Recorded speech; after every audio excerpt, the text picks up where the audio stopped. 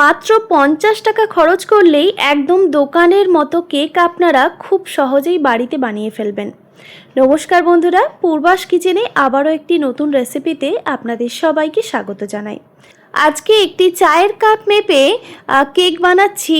তো চায়ের কাপ আমাদের প্রত্যেকের বাড়িতেই থাকে, তো আপনারা কিন্তু যে কোনো চায়ের কাপ দিয়েই কেক বানিয়ে নিতে পারেন, তবে মাপগুলো সঠিক হওয়া চাই।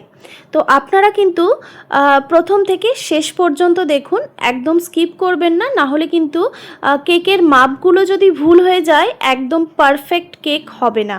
একটা পারফেক্ট কেক বানাতে গেলে মাপগুলো কিন্তু খুবই প্রয়োজন, তো আপনারা কিন্তু অবশ্যই এই মাপগুলো দেখে করবেন। তো দেখুন, প্রথম 1 কাপ ময়দা আমি চেলে নিয়েছি, তারপর আরও 1 কাপ ময়দা নিয়েছি। তো আপনাদের দেখিয়ে দিই যে ময়দাটা ঠিক কিভাবে নিতে হবে, মানে কাপের সমান সমান হতে হবে, ঠিক এইভাবেই কিন্তু উপকরণগুলো মেপে নেবেন।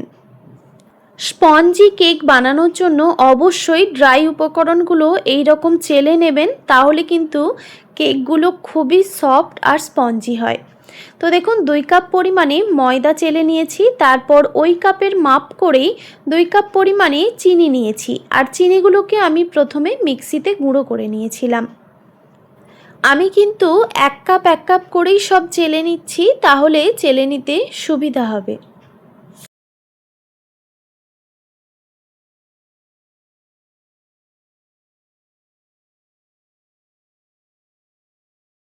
ময়দা আর চিনিটা চেলে নেওয়ার পর এখানে আমি দিয়ে দিচ্ছি কেকের জন্য একটা মেন উপকরণ, সেটা হচ্ছে বেকিং পাউডার। তো দেখুন, আমি একটা টিস্পুন নিয়েছি, ওই টিস্পুনের মাপ করে দিয়ে দিচ্ছি 4 টিস্পুন পরিমাণে বেকিং পাউডার, আর দিয়ে দিচ্ছি খুবই সামান্য পরিমাণে নুন, আর দিয়ে দিচ্ছি 1 টিস্পুন পরিমাণে গরম মশলার গুঁড়ো। একদম দোকানের মতো টেস্ট আনার জন্য এই গরম মশলার গুঁড়োটা অবশ্যই ব্যবহার করবেন। এই গরম মশলার গুঁড়োটা কিন্তু আমি বাড়িতে বানিয়েছি, তবে এতে লবঙ্গ দিইনি, শুধুমাত্র এলাচ আর দারচিনি দিয়ে বানিয়েছি। শুকনো কাঠখোলায় ভালো করে ভেজে তারপর গুঁড়ো করে নিয়েছিলাম। তো দেখুন, সব উপকরণগুলো খুব ভালোভাবে মিক্স করা হয়ে গেলে, মানে ড্রাই উপকরণগুলো, তারপর দেখুন এখানে আমি কাজু আর কিশমিশ নিয়েছি। এবার সামান্য পরিমাণে ময়দা দিয়ে ভালোভাবে কোট করে নিয়েছি। তো এখানে আমি কাজু কিশমিশ নিয়েছি, আপনারা চাইলে আরও ড্রাই ফ্রুটস অ্যাড করতে পারেন। এরপর একটা মিক্সিং জারের মধ্যে আমি লিকুইড উপকরণগুলোকে মিক্স করে নেব, মানে ড্রাই উপকরণগুলোকে আলাদা করে মিক্স করে নিয়েছি, এবার লিকুইড উপকরণগুলোকে মিক্স করে নিতে হবে। তো দেখুন, একটি মিক্সিং জারে দিয়ে দিচ্ছি ডিম। তো আমি এখানে 2 কাপ ময়দার জন্য 5 পিস ডিম ব্যবহার করছি। আপনারা চাইলে কিন্তু এখানে 4 পিস ডিম দিয়েও বানিয়ে নিতে পারেন, কিন্তু কেকটা যেহেতু আরও স্পঞ্জি হবে, মানে দোকানের থেকেও ভালো বলতে পারেন, সেই জন্য আমি এখানে ডিমের পরিমাণটা একটা বাড়িয়ে রেখেছি। এরপর এখানে আমি দিয়ে দিচ্ছি, যেই কাপের মাপ করে ময়দা আর চিনিটা নিয়েছি, সেই কাপের মাপ করেই দিয়ে দিচ্ছি 2 কাপ পরিমাণে সাদা তেল।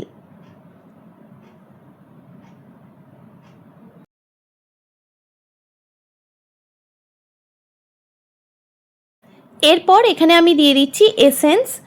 আপনারা যে কোনো এসেন্স দিয়েই কেক বানিয়ে নিতে পারেন, যেটা আপনাদের পছন্দ। ভ্যানিলা এসেন্স, বাটারস্কচ এসেন্স, তো এখানে কিন্তু আমি বাটারস্কচ এসেন্স ব্যবহার করেছি। তারপর দেখুন, খুব ভালোভাবে এটাকে ব্লেন্ড করে নিতে হবে।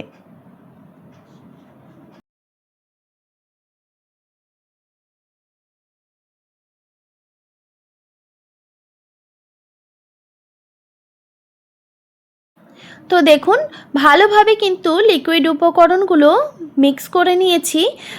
দেখুন, একটি ক্রিমের মতো হয়ে গেছে। তো এই সময় আমি ওভেনটাকে প্রিহিট করে নিচ্ছি। তো 160 ডিগ্রিতে আমি 10 মিনিটের জন্য প্রিহিট করতে দিলাম। এবার একটা ব্যাটার বানিয়ে নিতে হবে। তো দেখুন, ডিমের মিশ্রণটি এই ড্রাই উপকরণের মধ্যে দিয়ে দিলাম, তারপর খুব ভালোভাবে এটাকে মিক্স করে নিতে হবে। আচ্ছা, এখানে একটি ছোট্ট টিপস বলে রাখি আপনাদের, যখন লিকুইড উপকরণগুলো মিক্সিতে আপনারা ব্লেন্ড করে নেবেন তখন কিন্তু খুব বেশি মিক্সির মধ্যে দিয়ে ঘোরাবেন না, না হলে কিন্তু ব্যাটারটা গরম হয়ে যেতে পারে, মানে ডিমের মিশ্রণটি, আর কেক একদমই ফুলবে না।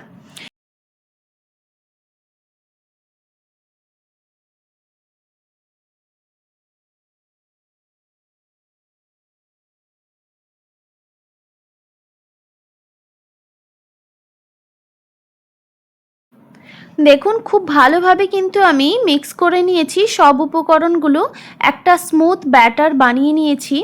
দেখুন ঠিক এইভাবেই কিন্তু ব্যাটারটা বানিয়ে নিতে হবে, মানে এর থেকে বেশি পাতলাও হবে না আবার খুব বেশি গাঢ়ও হবে না। মানে আপনারা যদি মাপগুলো ঠিকঠাক রাখেন তাহলে দেখবেন কেক প্রথমবারেই আপনারা একদম পারফেক্ট বানিয়ে ফেলবেন। তো দেখুন ব্যাটারটা একদম রেডি, এবার আমি এটিকে বেক করে নেব।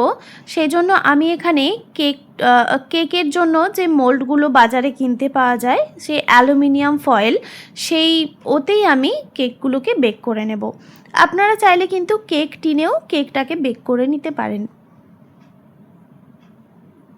এবার আমি এর মধ্যে কিছুটা পরিমাণে ব্যাটার দিয়ে দিচ্ছি, তবে খুব বেশি ব্যাটার কিন্তু দেওয়া যাবে না, মানে অর্ধেকটা খালি থাকবে, ঠিক ওইভাবেই ব্যাটারটা দিয়ে দিতে হবে, কারণ কেকটা ফুলবে, সেই জন্য কেকের ব্যাটারটা অর্ধেকটা রেখেই দিয়ে দিতে হবে।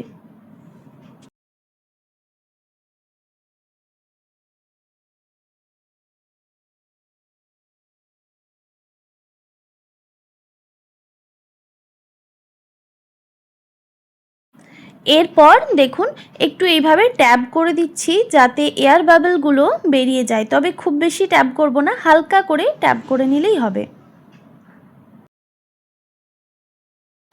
এরপর দেখুন যে আমি কাজু আর কিশমিশের মধ্যে ময়দার কোট করে রেখেছিলাম, সেখান থেকে আমি কিছুটা পরিমাণে এর ওপর থেকে দিয়ে দিচ্ছি,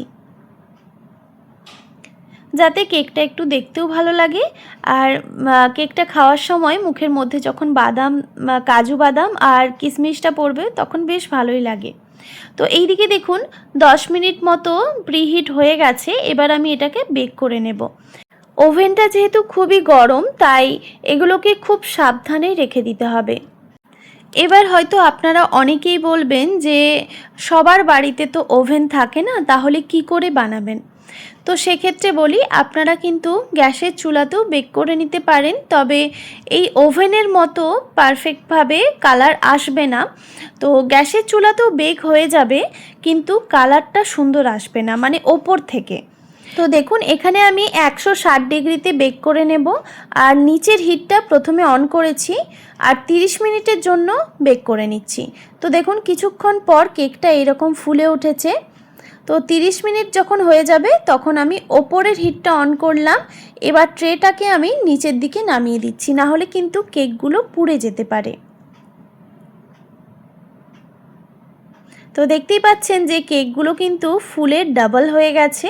তো এবার আমি 5 মিনিটের জন্য ওপরের দিকের হিটটা অন করে আরও 5 মিনিট বেক করে নিচ্ছি। 5 মিনিট পর দেখুন সুন্দর একটা কালার এসে গেছে। তো এবার আমি কেকটাকে ভালোভাবে ঠান্ডা করে তারপর আপনাদের দেখাচ্ছি।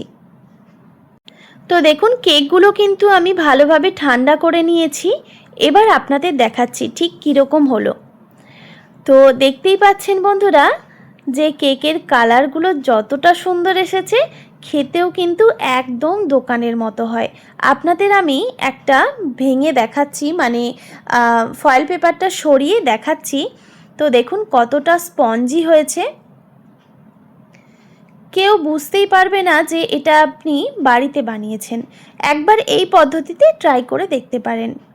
আশা করি আজকের এই রেসিপি আপনাদের ভালো লেগেছে। ভালো লেগে থাকলে অবশ্যই একটি like, comment, share and subscribe করে দেবেন, আর পাশে থাকা বেল আইকনটিও প্রেস করে দেবেন, তাহলে নিত্য নতুন রান্নার ভিডিওগুলি আপনাদের কাছে পৌঁছবে। ভালো থাকবেন, সুস্থ থাকবেন, দেখা হচ্ছে নতুন কোনো রেসিপি নিয়ে। আর এতক্ষণ আমার সঙ্গে থাকার জন্য আপনাদের সবাইকে অনেক ধন্যবাদ।